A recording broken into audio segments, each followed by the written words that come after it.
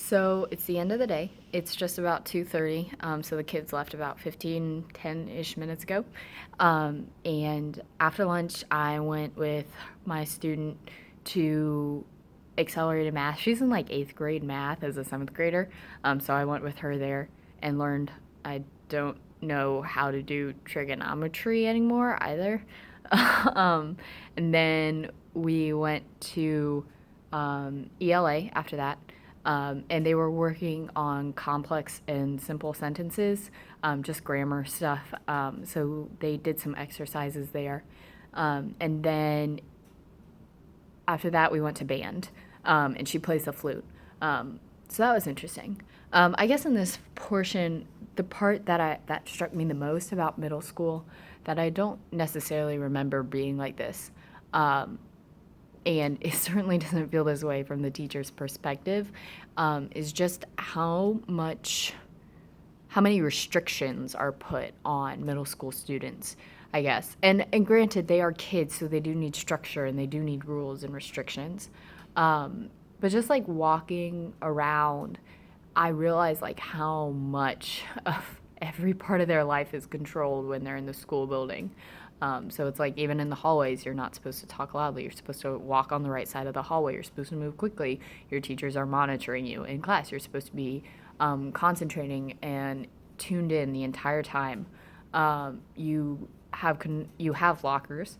They're actually right over there in my classroom, but they are monitored. The locker breaks are at a certain time. They are monitored. You don't get to go to your locker between classes, so you have to take a lot of your books and stuff with you. You have to have things in certain files. You have to take notes in certain ways. You have to, you know, be sit. Most of the classes had assigned seats, so you had to sit where you were assigned in class. It was just like lunch. You had to sit in a seat and stay in a seat. You couldn't be, oh, sorry, moving the camera a lot. Couldn't be walking around and talking to your different friends. You were sitting with your class in the lunchroom. Yeah, so I just didn't remember, first of all, how many classes middle schoolers take every day, and how much effort and energy it takes to stay concentrated for even most of that time. No wonder they get off track. Like, wow. I was getting off track, and I was one of the teachers. I'm supposed to have much longer attention span than they do.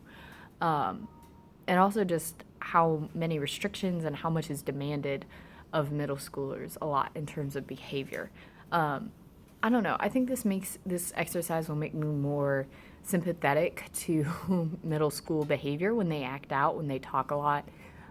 Maybe, hopefully, not get as frustrated as I might, just because I realized today just how much is demanded of them and of their kids. They're not in the Naval Academy.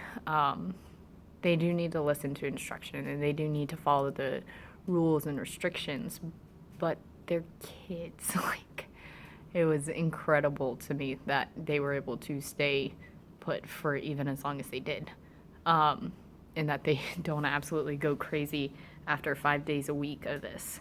So, anyways, I guess that was my main pull from this exercise, which was actually really helpful. I kind of honestly thought it would be a little boring. In some parts it was, but it was worth it to see the boredom. So that was really helpful. And yeah, that's all.